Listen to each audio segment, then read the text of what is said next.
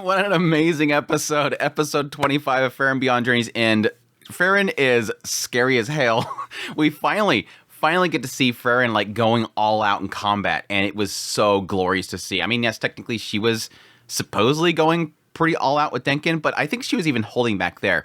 Here, her target can be destroyed, so she is going all out, and it is chaotic and scary as hell.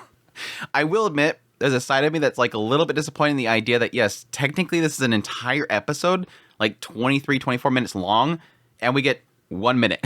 1 minute of them actually fighting. It's like the whole first half is literally preparing, and then the whole second half is flashback. Not necessarily the combat. But I will say, I don't think this is it. I just don't think this Replica Frieren is going down that easy. I mean, it does go to the theme of the story of this episode, which is the idea of humanity essentially rising up and essentially becoming an era of humanity. They're going to overcome us. Prepare yourself, get yourself trained, because eventually the Demon King or a human mage will kill you. So it's giving it to the theme of Serie basically saying, Fern will kill you. Humans will get strong enough that they can overcome us. And yes, even applying to the idea of what Fern was talking about, that Fern grew up with this magic, Zoltrak, and so she can use it so much better than I can because it's only been around for so long. I haven't adapted to it. Elves haven't adapted to it. So it all fits the idea that they could take out Fern this easily, but I don't think it's going to be. I think either it's going to reform itself, like the replica thing is going to make another Frieren or something like that. I just don't think... That's a little bit anticlimactic. I mean, there's so much build up to this fight because this is an excuse to have us fight Frieren. Gives an excuse to have like an all-out battle with the main character that normally wouldn't be produced because, yes, you have like the competitions, but again, Frieren's not going to go all out. Some excuse to have Fern be able to show that she can overcome Frieren. But we'll see. Yeah, the episode itself, really fantastic. And despite the fact that there's a side of me that's a little bit disappointed in the idea that we only had a minute of actual combat, which was amazing animation, by the way, just that sheer chaos, the destruction. I love having this crazy animation where I can still tell what's happening. I watch too many other shows where people praise the animation and it's fine. But me personally, it a lot of the time it kind of turns into smears. You just see like smearing lines flying all over the place, and that's supposed to be animation. This, you can still tell where the character's at, what the scene is set up, what's around them, and where they're positioned, and how their strategy's going. I can see everything that's happening within the scene. I know where people are at and everything. So, hats off to them. It's incredible. But yes, the episode itself, the opening scene was fine, but let me get into the juicy bits, which I think is really everything around Serie. Because this later second half is really getting into Frieren, and again, to the theme of this episode, the idea of Frieren seeing where humanity is sort of taken over. And yes, getting a better perspective of Serie and what Serie is doing. Which, yes, technically is kind of a shock. Counter to what we established in this flashback, Serie accepted it. Which is kind of interesting, and I think it's what Frieren said. That yes, at some point in the past, when Flamme died, Frieren came to Serie to give the will of Flamme to her. And Serie read it, and it basically says, well, humankind has essentially accepted magic, which I don't think we ever established that before, which would explain why Flamme was who she was. That was one of those curious questions, Mark, way long time ago when we introduced, when Flamme first brought in Frieren. She said that we're going to become like sort of the misfits of society. And that seemed like it was a lot to do about the idea of essentially hiding your mana. We're going to become dirty, basically, because we're going to use magic in a way that most people don't see as good. No, it's just literally the acceptance of mana, or magic, which was interesting. Back then, when Flamme first brought in Frieren, she's literally saying, I'm going to teach you magic. And at that time, she was doing something that was seen as taboo. Just using magic, Flamme was doing something taboo, because society as a whole viewed magic as the tools of the demons. And she was using the tools of the demons in order to defeat the demons. So that would make sense why she said that back then. Finally, it does give credit to this writer. This writer kind of thought this stuff through, and back then, they were establishing something we're going to bring up now, which is the acceptance of the magic. Which, yes, she's telling Serie, hey, I'm passing it on to you. I have gotten the kingdom to accept magic, and they will start training magic. Please help them. And Serie's like, no, we've always misunderstood each other. And I only trained her on a whim. I don't care about her death or whatever, blah, blah, blah. You know that's going to be that's going to be false. It seems obviously that Serie did take upon herself Flamme's, choice here to help expand magic to the world. So obviously she did care for Flamme. She's being tsundere. But yes, it kind of opens the door to the idea that at this point, Serie wasn't going to accept the will, but Frieren said, yeah, she said you say that. And yeah, she said they were going to tear up the paper. I don't get it either. I don't get why she said it, even though she knew you were going to do that. Peace out, I'm out of here. And that gets into that whole conversation about Flamme, which apparently was the idea that Serie doesn't believe that Flamme is doing this because she cares for humanity. Doesn't care for this idea of taking down the Demon Lord. At first, this is all stuff that's just kind of added onto it. When in fact, it's just more of an aspect that she loved magic. She loved this flower making spell, which was the one that she taught Frieren to use when she passed away.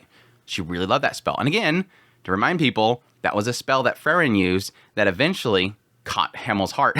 Again, we had this point in which, way back there, that Frieren used this ability to create flowers, and it seemed to indicate at that point that Himmel fell in love with Frieren and wanted to help her find more magic, seeing how much she loved it and wanted to get more of it. So I love that kind of, again, continuous thing. The thing that inspired Flamme to use magic was because she was taught the spell to create flowers. She taught that to Frieren, and Frieren used that to inspire Himmel, and now, again, that spell inspired Serie. So it's all cool. It's all great. I love all this stuff. It's just continuous inspiration from this one very basic, and as Serie puts it, useless spell. Love it. Anyways, that all aside, yes, eventually going to this like cliffside and talking about how, yes, look out here, humanity is going to expand, which I think is interesting because it's not necessarily indicating here, even still here, that Serie is going to help them. She's just saying that humanity is going to expand. Within 1,000 years, it's going to be the era of humanity. They're going to rise up. They're going to get technology and everything's going to evolve faster because they have magic. And yes, prepare yourself train yourself because somebody's going to come after you. You're going to either get defeated by the Demon King or by a human mage. I love this contrast and difference between the two of them and how they see this advancement, how they see magic evolving. Frieren's side is exactly what Serie becomes. Because Frieren is like excited. Ooh, good. Get to see new things. Get to see new spells. That's all great. And Serie is like, what? Again, Serie, based on what we see later on, has accepted this. Serie is heading this entire council, and additionally, looking for new spells, looking for new things. Show me new things. That's what Serie is doing. But additionally, yes, also providing things based on whoever becomes a first class, but it's all to make people stronger. It's all to get them to rise up and build technologies and build skills and all this kind of stuff. So super interesting. I like that contrast, but still in the end, they become the same. It's so cool. Yeah, super cool. I love that scene. But yeah, it is interesting after all this, talking about how humanity has kind of advanced and everything like that, and how they overcome all the other races. We're already getting into the idea that magic is technically not flourishing anymore. With what Serie is saying here is that humanity's magic is going to advance. It's going to be the era of humanity, which it technically did become. And I think they've already established the idea that the moment they took down the Demon Lord, that's why they were advancing. Once they took down the Demon Lord, there was no necessity for it anymore. So it's technically gone against what Serie believes. Like it's going to be the age of humanity, which it became, but now it's going to come back down.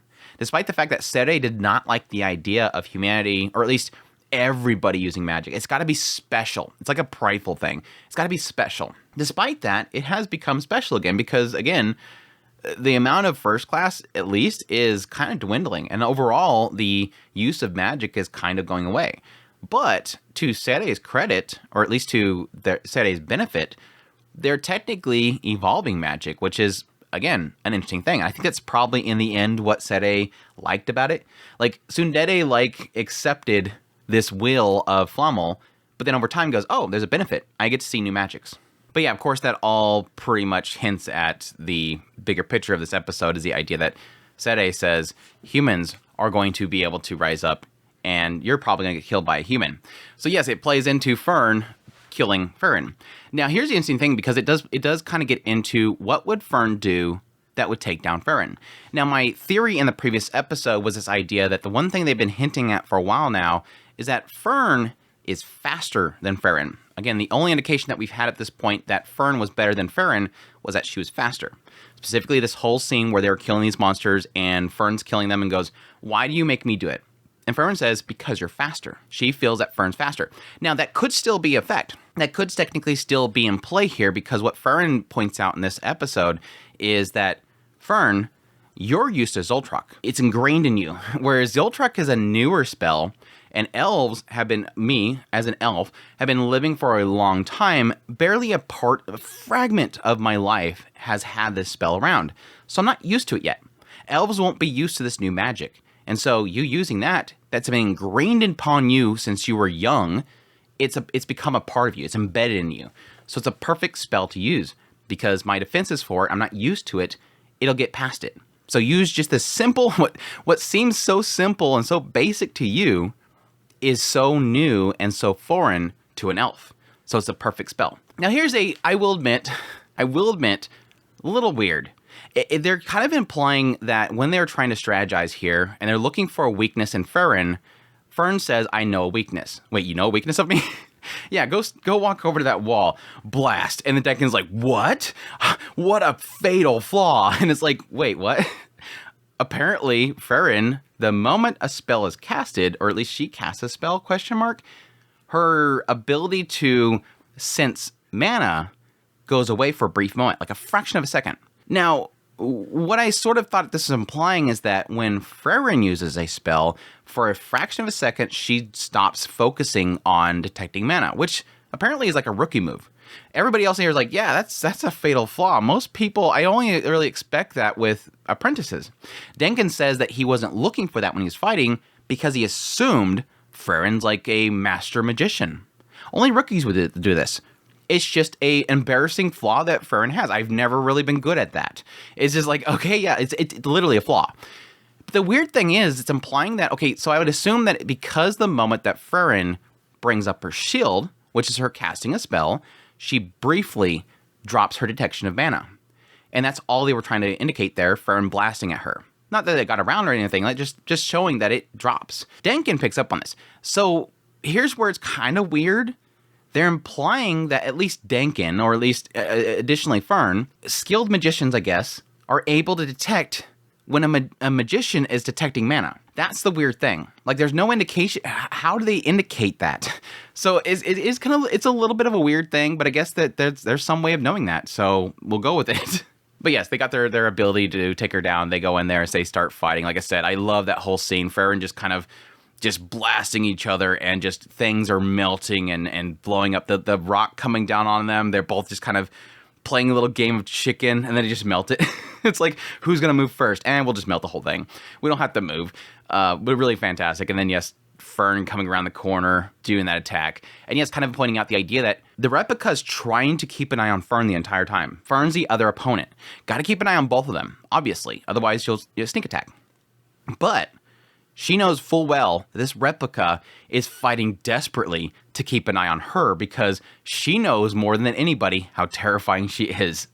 I love it. And yeah, it's saying that in the midst of all the stuff just blowing up and melting and exploding and zapping going everywhere. Fern's just trying to sneak around and things are exploding around her. Again, really does a great showing about how absolutely incredible Fern is. And having it such an enclosed place, you don't have it just flying around and zoopy lines and all that kind of stuff, is super good. But yes, like I said, I don't think it's going to be it. Again, I just don't think that it's too anticlimactic. Again, a minute fight with Frieren takes him down. I think it's going to either create a new one or it shielded it somehow. There's a flaw in it, but Fern did not execute. Because the indication here is that probably this moment of her dropping her defenses and detection is probably a fraction of a second. So they gotta have it perfect. So we'll see. Yeah, other than that, what else do we have? Oh yeah, them at the meeting at the very beginning. This is a curious thing, because yes, technically at some point, one of the members of the hypnotist group, he comes in there, says, yeah, my friend he held the line while I ran away. I have some information. Tinkin's like, yeah, that was the intention to begin with. He's like, if we can work together, I have intel.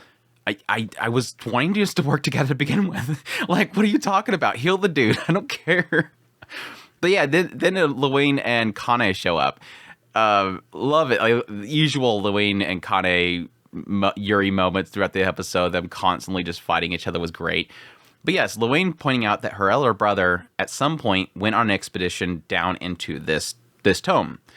And look at Richter's like, you should have told us that. We could have used that information and worked together. Yeah. Now, here's the weird thing. I understand why Lawine would not be wanting to work with Richter. And if Richter is with Denkin, I can see her being hesitant. But her first comment on it didn't make any sense. She says, well, I was trying, but y'all left. No, you left before. Like, you had plenty of time to get with Frieren. Like, she's acting like Frieren and Fern just immediately went inside. No, they were standing out there for a long time. So I don't really get that. But still, yeah, I get the idea of her not wanting to work with Richter. Like, yeah, unless the rules said you can't hurt each other, you'd be willing to sacrifice somebody. She doesn't like Richter. I know that I'm a middle-aged man, but that kind of still stings to hurt. Do you want to apologize to him? Sorry, old man. It was good. It was good. But yeah, the other interesting thing that Lawine points out is that, yeah, eventually all these replicas are going to have to come down here. With my brother's team, they all came down here, and at some point, all the replicas kind of just formed into this one area. So they're obviously going to have to figure out how to overcome that. Denkin even goes into the whole idea of, okay, which one of us is the weakest? We got to establish who's the weakest. I think what they're kind of going to form there is what their strategy is going to be for taking down the enemy. Who's, I guess, going to be the difficult ones to deal with? I mean, we obviously assume it's going to be like Denkin. Denkin and obviously Richter, probably the highest priority ones. But again, they still have sense. Like, oh my, they still have sense is going to show up down there. And Fern. Sense and Fern are still unaccounted for targets to come down there. I mean, yes, technically also land, and yeah, technically the one that hugged Frieren in the previous episode. So there's a lot of them unaccounted for. The only ones that we've really taken down so far is Ubel, Lawine, and Lawine, I think, are the only ones that have been taken down so far. So they got a lot of replicas coming. Anyways, looking forward to the next episode. Hope you guys enjoy this video. As always, if you did, make sure that like button down below, comment, let me know what's the episode. Additionally, if you're new to the channel, make sure that subscribe button to get my content. And news, reviews, first impressions, top list. If it's anime, it's pretty much here. Additionally, if you like this content and you want to support the channel more, I have a Patreon link, tips, links, some things, membership button down below. Greatly appreciate it, but it does. And y'all take care.